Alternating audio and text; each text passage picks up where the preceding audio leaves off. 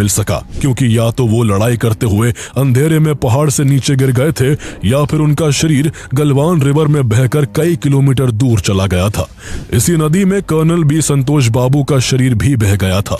उनकी बॉडी को बाद में रेस्क्यू टीम ने रिकवर किया और 18 जून को उन्हें पूरे सैन्य सम्मान के साथ अंतिम विदाई दी गई। कोविड-19 महामारी के बावजूद उनके अंतिम संस्कार में हजारों लोग शामिल हुए और उन्हें विदाई देते समय सभी की आंखें दुख से नम थी और सीना गर्व से चौड़ा था। कर्नल संतोष बाबू का जन्म 13 फरवरी 1983 को तेलंगाना के सूर्यापेट जिले में हुआ था। शुरुआती पढ़ाई श्री सरस्वती शिशु मंदिर स्कूल से करने के बाद आगे की पढ़ाई उन्होंने कोरुकोंडा के सैनिक स्कूल से की। सैनिक स्कूल से निकलने के बाद उन्हें भारतीय सेना में जाने का जुनून था, इसलिए उन्होंने नेशनल डिफेंस एकेडमी एनडीए का एग्जाम पास करके दिसंबर 2000 में एनडीए ज्वाइन किया। फिर इंडियन मिलिट्री एकेडमी में ट्रेनिंग ली और फिर 10 दिसंबर 2004 को उन्हें 16 बिहार रेजिमेंट में लेफ्टिनेंट के तौर पर कमीशन मिला।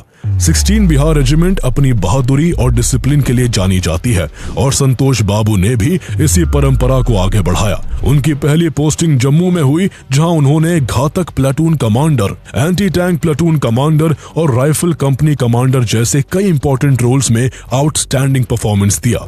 काउंटर इंसर्जेंसी और काउंटर इन्फिल्ट्रेशन ऑपरेशंस के जबरदस्त एक्सपीरियंस ने उन्हें एक काम, शार्प माइंडेड और बैटलफील्ड टेस्टेड ऑफिसर बना दिया।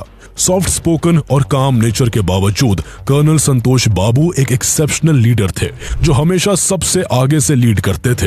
वो हर सिचुएशन में अपने जवानों के साथ खड़े रहने और खुद पहले खतरे में उतरने के लिए जाने जाते थे। गलवान वैली में भी वो सबसे आगे रहे और देश के लिए लड़ते हुए शहीद हो गए। अगर वो चाहते तो दुश्मन की ज्यादा संख्या को देख पीछे हटकर अपनी जान बचा सकते थे, लेकिन उन्हें चीन की सेना के अंदर ये खौफ पैदा करना था कि कम संख्या में होने के बावजूद भारतीय जवान जान हथेली पर लेकर देश की रक्षा के लिए डटकर खड़े रहेंगे।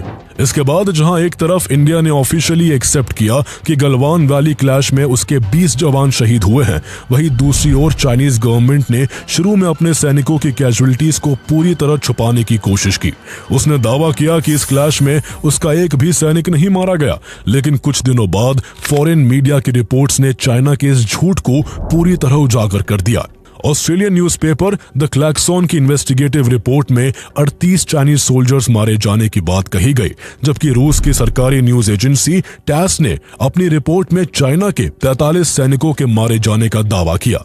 रूस की इस रिपोर्ट के बाद पहली बार चाइना ने गलवान की लड़ाई में अपने नुकसान को स्वीकार किया, लेकिन फिर भी उसने असली संख्या छुपाने की कोशिश करते हुए सिर्फ ये कहा कि उसके केवल 4 सैनिक मारे गए थे। इससे साफ था कि चाइना ने बाद में भी अपनी बात से भी पलटते हुए गलत आंकड़ा ही दिया और अपनी हार को छुपाने की कोशिश की। चीन ने एक और झूठ फैलाया कि टकराव एलएसी के चीन वाले हिस्से में हुआ था। इससे चीन दुनिया के आगे ये नैरेटिव बनाना चाहता था कि भारत ने उसके हिस्से में आकर लड़ाई शुरू की, लेकिन भारत ने चीन के इस झूठे दावे को पूरी तरह से खारिज कर दिया और कहा कि ये क्लैश एलएसी के भारतीय हिस्से में हुआ था। ग्लोबली इस क्लैश ने एक बड़ी चिंता पैदा कर दी, क्योंकि दोनों ही देश न्यूक्लियर पावर्स है। इस क्लैश के 2 दिन बाद Indian air force chief RKS Bhadauria खुद लेह पहुंचे, हालात का ग्राउंड असेसमेंट किया और अगले ही दिन श्रीनगर एयरबेस पर भी उन्होंने प्रिपेयर्डनेस को रिव्यू किया।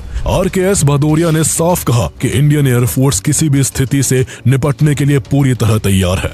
इसके बाद इंडियन एयरफोर्स ने तुरंत अपने फ्रंटलाइन फाइटर जेट्स जैसे सुखोई 30 MKI, मिराज 2000 और जैगुआर को फॉरवर्ड बेसिस पर डिप्लॉय कर दिया। वही अपाचे और चिनूक हेलीकॉप्टर्स को चाइना बॉर्डर के क्रिटिकल सेक्टर्स में तैनात किया गया। इस बीच प्राइम मिनिस्टर नरेंद्र मोदी का भी बयान सामने आया। उन्होंने स्पष्ट कहा कि हम अपने जवानों का बलिदान व्यर्थ नहीं जाने देंगे। उन्होंने अपनी आखिरी सांस तक लड़ाई लड़ी है और उन्होंने अपनी पीठ नहीं दिखाई।